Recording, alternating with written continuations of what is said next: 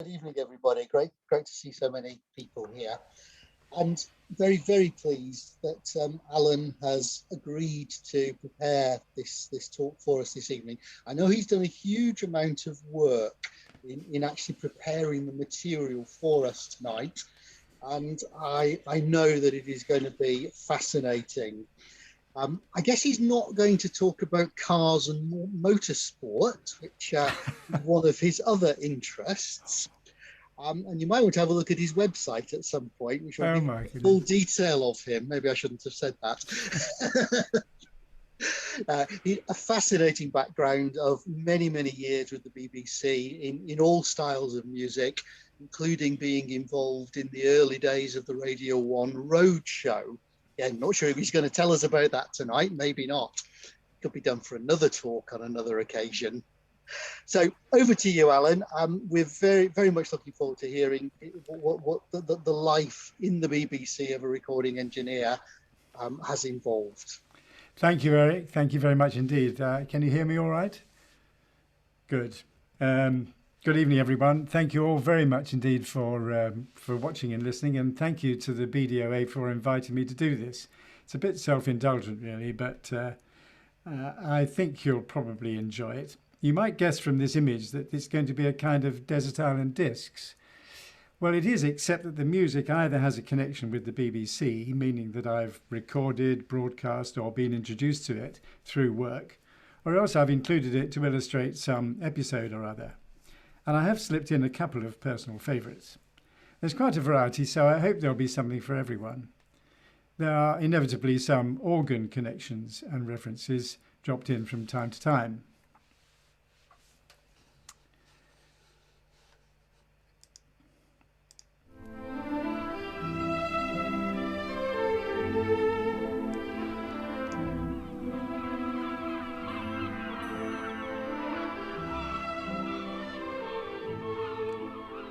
Yes, by a sleepy lagoon, the Desert Island Discs signature tune with the addition of seagulls.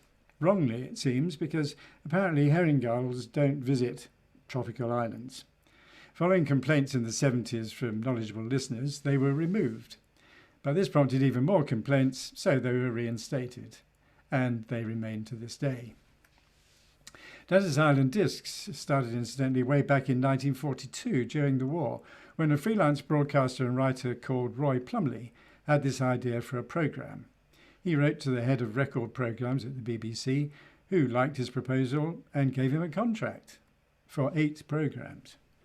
In fact, he carried on presenting it until he died in 1985, 1,700 editions later. Now, as a sound engineer, I feel an urge to say a few words about that microphone. And I have my own here. So I think you can see all that. It's a ribbon microphone, it's called, and it's a Type 4038, made by Standard Telephones and Cables, to a BBC design. It's called a ribbon microphone because the active component is a very small ribbon in the middle here, and it's made of extremely thin corrugated aluminium foil. I made one earlier out of a Kit Kat wrapper, just as a sample. This Kit Kat wrapper is 10 times thicker than the ribbon in the microphone.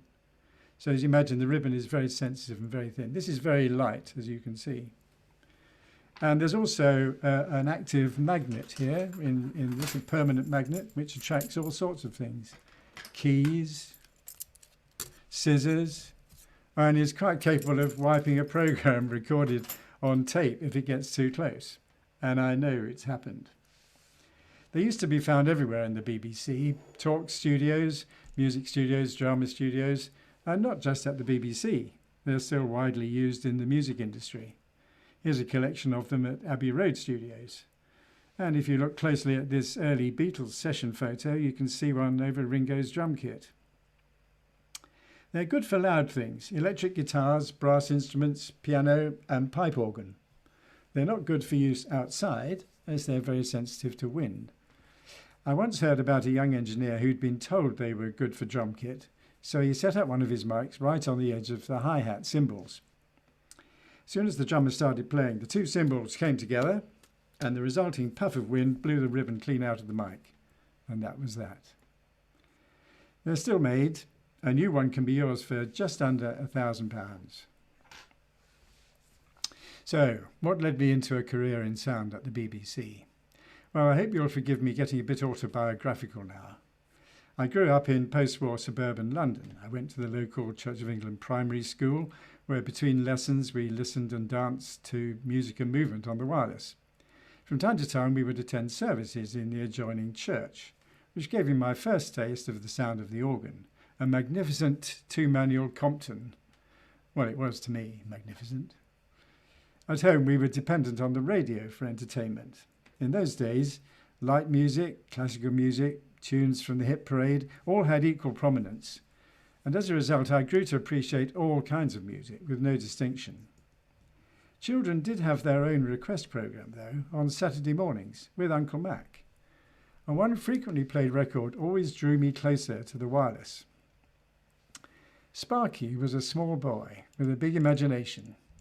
His piano teacher, Miss Spear, came to the house every week for his lesson. But Sparky resented the amount of time he was supposed to spend practicing in between lessons. On this occasion, just before leaving at the end of the lesson, Miss Spear put a record on the phonograph of Paderewski playing Chopin to encourage the boy. Well, goodbye, Sparky. Goodbye.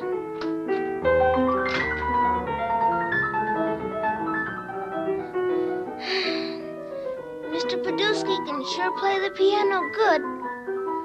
I wonder what it would be like to be able to play like that. That sure is good.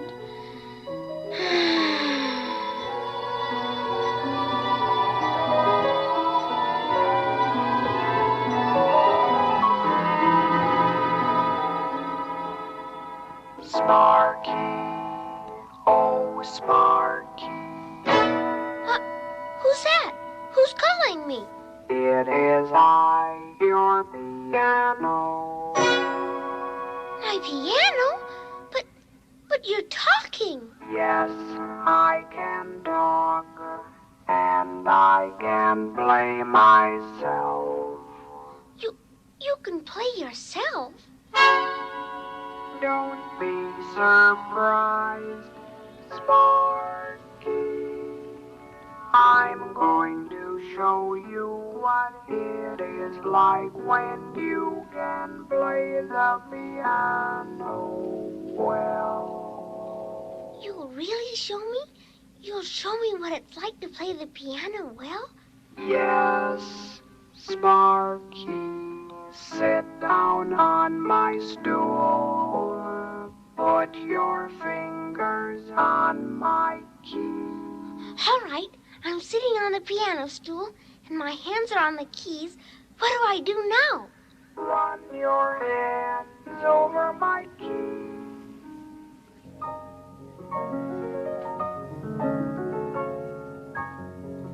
Why, I'm playing just like my teacher.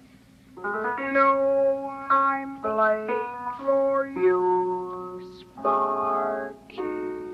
I know it's you playing, but when I run my hands over the keys, it's just like I was playing myself. Let's play a piece, something very hard. That revolutionary etude by Chopin my teacher sometimes plays for me. All right, Sparky.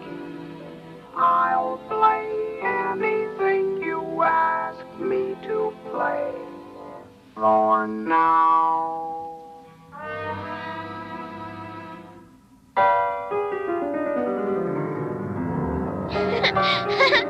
This is fun! Oh, did you get the ominous chord after the words "for now"? The story doesn't end quite as Sparky had hoped, but there's a good moral to it. If you don't know the storyline, I won't spoil it now. You can find it online. As a young boy, of course, I could relate to the story, but I was most fascinated by the talking piano sound. I suppose I knew it was a trick, but I had no idea how it was done. Maybe my lifetime interest in playing with sound was sparked by this record, who knows? We had no piano in our flat, but my aunt did, And whenever she played, I would crouch down under the keyboard of her broadwood upright to get my ears as close as I could to the vibrating strings. I wanted a piano and I wanted to learn to play. And then this happened.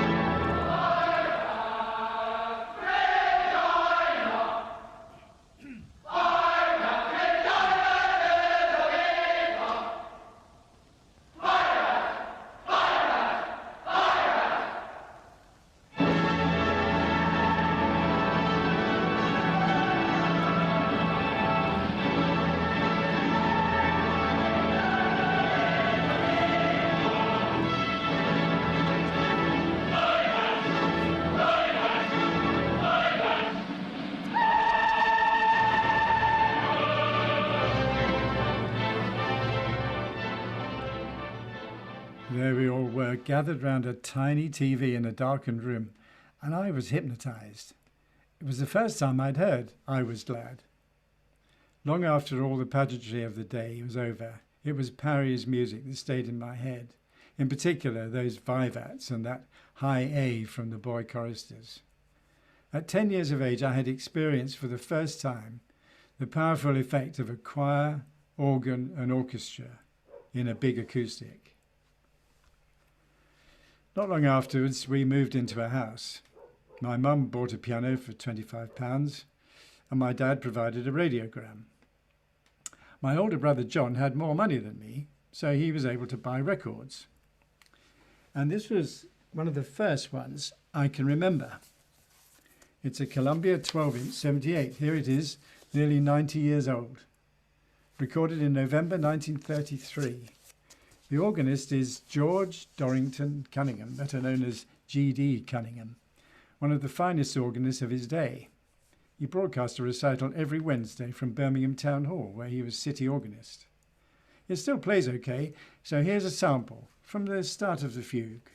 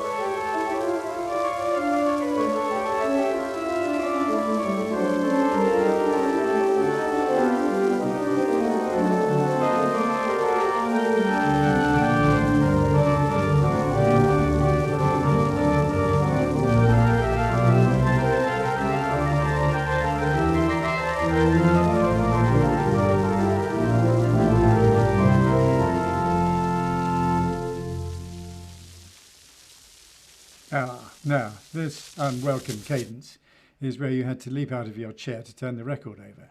Outrageous. Or maybe you'd just lose interest. 4.5 minutes was about all you could get on one side, unfortunately. And when I first heard a live performance of this piece, I was a bit taken aback when the fugue was played as one continuous piece.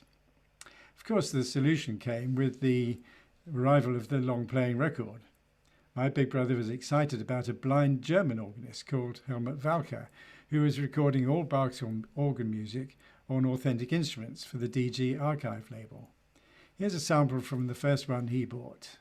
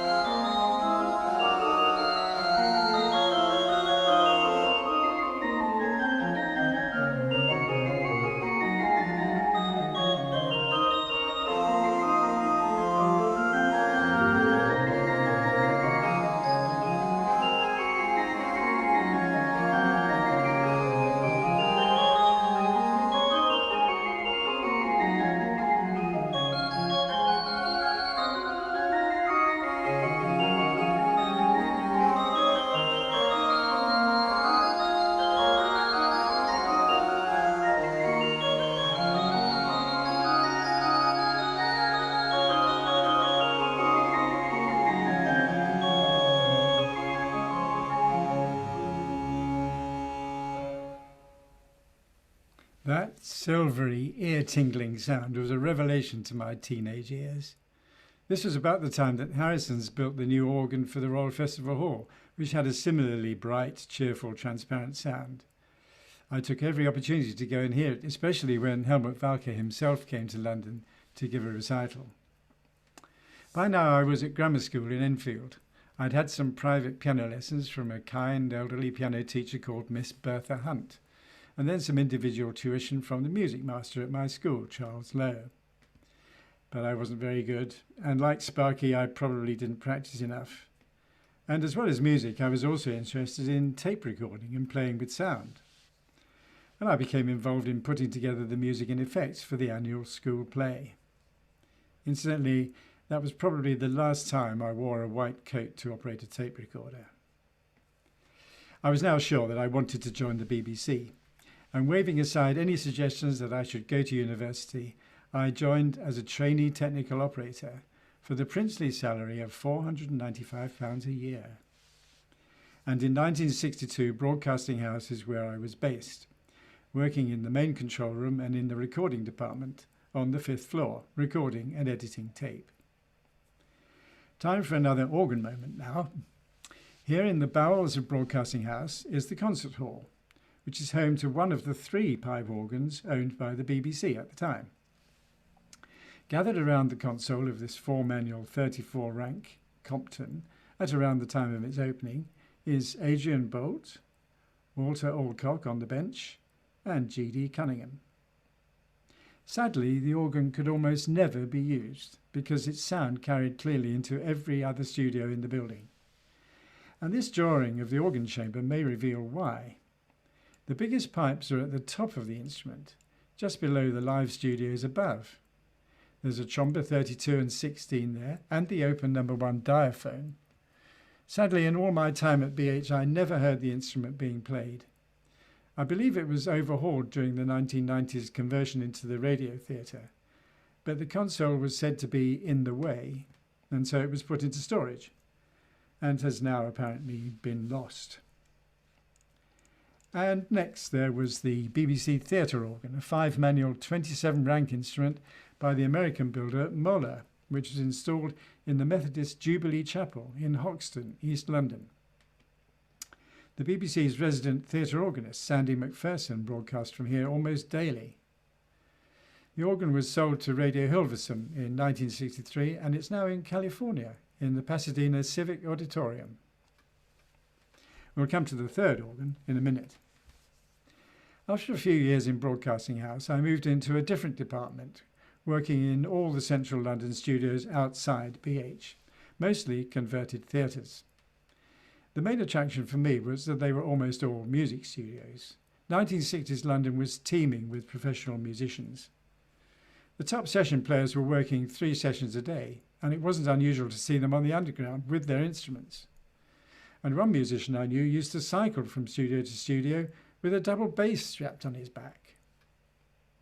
And my work schedule took me to all of these, including the famous Maida Vale Studios, which was originally a roller skating palace. 240 metres long, it was claimed to be the largest skating rink in the world. The BBC bought it in 1934 and converted it into its main music studio complex. Back then there were 5 studios, 2 larger studios, Maida Vale 2 for chamber music and Maida Vale 3 for light orchestral, 2 smaller ones, 4 and 5 for pop music, and the largest of them all, Studio 1. It's huge, as you can see. It's the BBC's largest sound studio. The BBC Symphony Orchestra has always made its home here. As well as seating up to 150 players, it can accommodate a choir of 100 and an audience of about 220, and at least 3 Steinways, as you can see. Incidentally, a couple of years ago I discovered that my music teacher at school had previously taught a boy called Vernon Handley. Apparently he arranged for Handley to watch Adrian Bolt rehearsing the orchestra right here in this studio. To cut a long story short, conducting lessons from Sir Adrian followed, and the rest is history. And it's also home to the third of the BBC's pipe organs, It's another totally enclosed Compton, so all the pipes are behind those pink shutters at the back there. And the mobile console has 3 manuals, 63 stops, just 14 ranks. It's not used for solo performance, but it's a useful instrument for rehearsals with the orchestra. There is a corridor that runs the whole length of the Maida Vale building, and to get from the front entrance to any of the studio control rooms means walking the length of it. The rooms on both sides of this corridor used to be occupied by the BBC Radiophonic Workshop, and the doors were frequently left open, allowing the sometimes unusual sounds that were being created to float out and follow you down the corridor.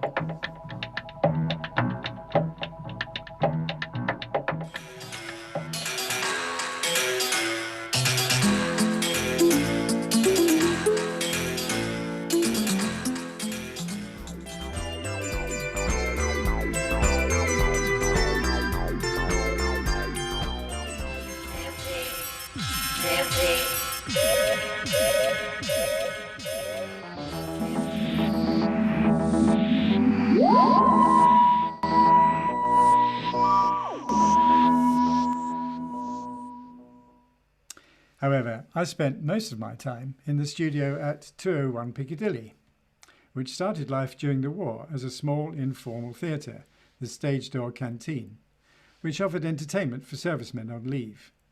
But in the 60s it was a BBC music studio.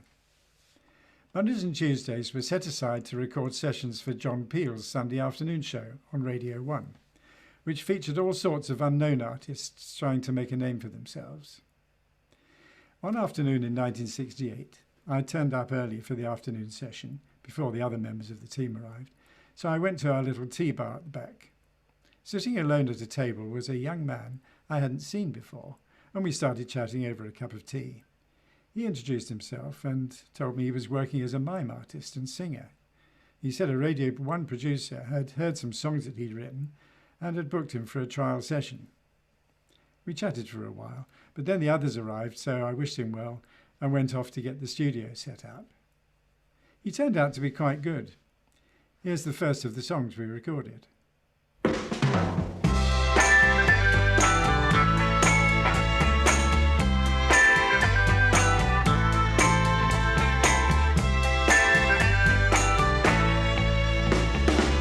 The blazing sunset in your eye will tantalize every man who looks your way. I watch them sink before your gaze. Senorita, sway, dance with me before their frozen eyes. I'm so much in love, like the ragged soldier catching butterflies. No man loves like I love you. Wouldn't you like to love me too? In the heat of the morning, in the shadow I'll clip your wings, and I'll tell you I love you. In the heat of the morning,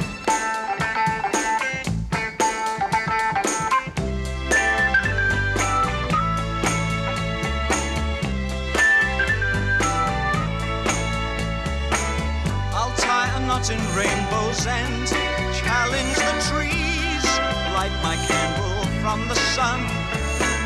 I'll give you daylight for a friend. I'll do all of these.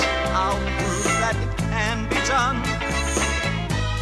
I'm so much in love, like the little boy who races with the wind. No man loves like I love you. Wouldn't you like to love me too? In the heat of the morning, in the shadow I'll clip your wings, and I'll tell you I love you. In the heat of the morning, in the heat of the morning,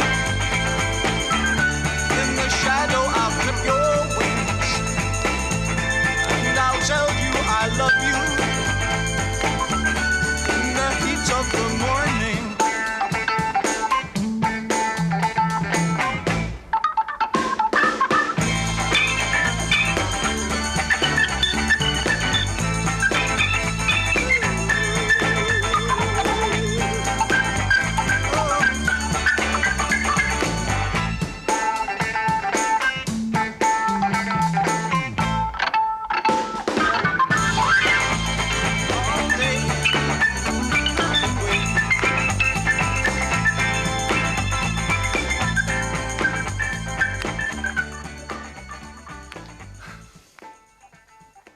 A familiar and simple sentiment, but nicely expressed.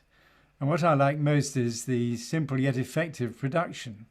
Recorded in one take, the orchestra of 6 or 8 strings, plus drums, bass, rhythm guitars, an attractive arrangement by Tony Visconti, and the repeated riff on the featured Hammond organ, especially the solo at the end, played by Alan Hawkshaw, an in-demand session player of the day. Now there's another organ moment for you, by the way.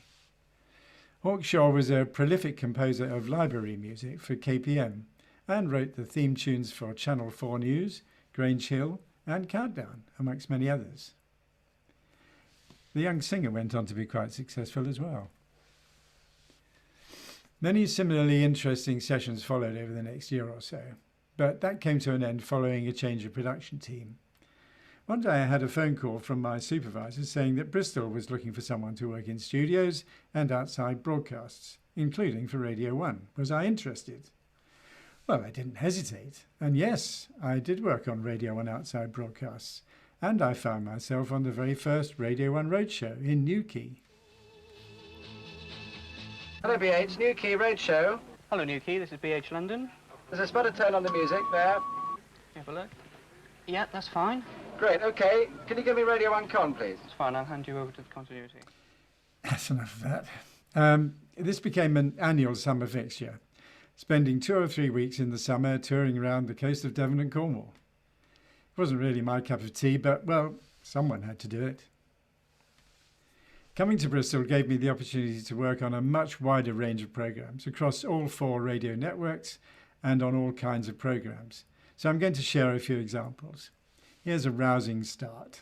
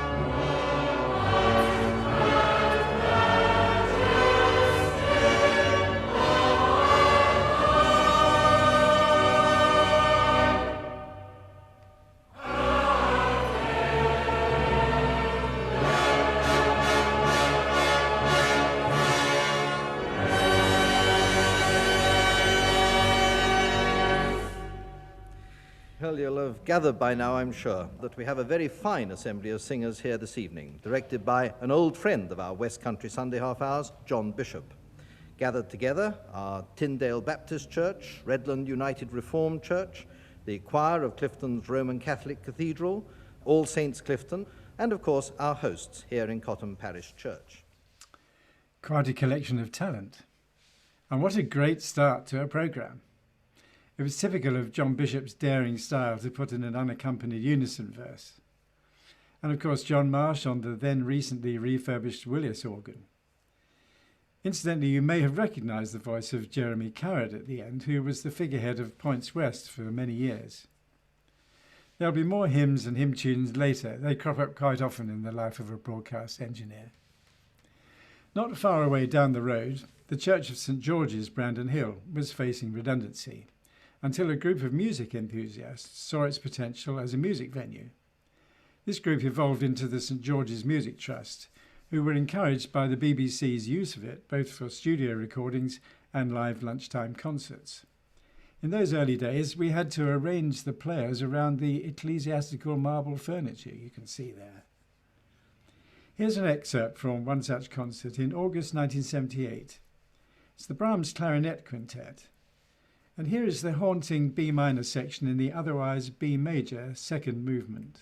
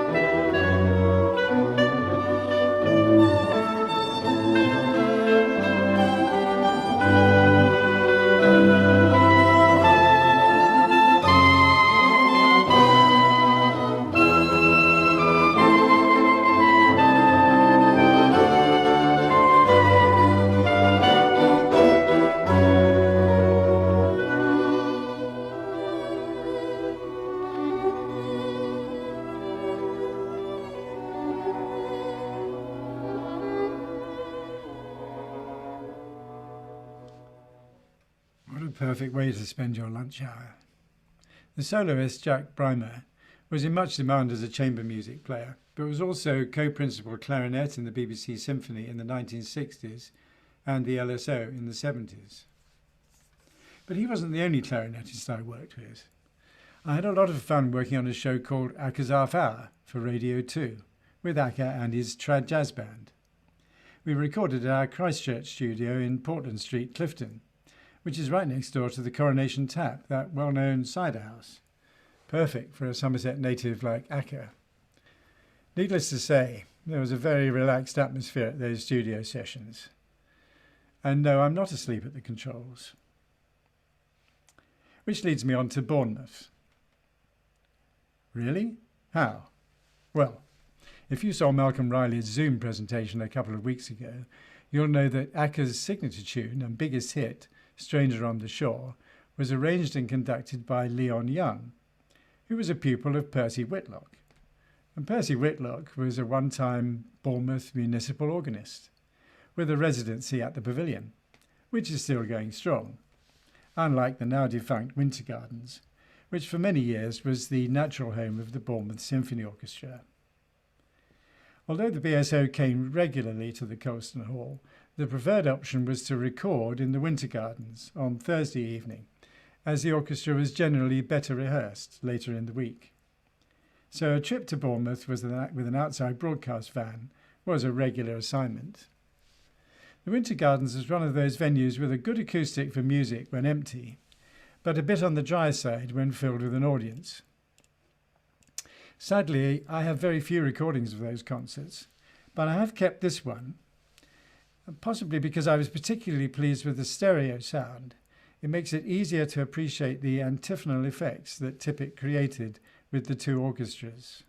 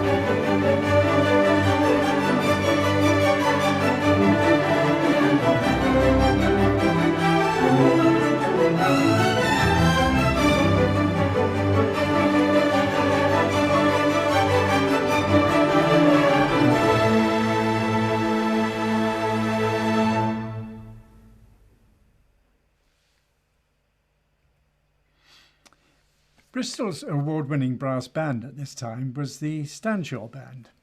It took its name from a housing estate in Yate, whose developer financed the band's rehearsal rooms. They had sponsorship from the insurance industry, and in 1992 they won the National British Open Brass Band Championship.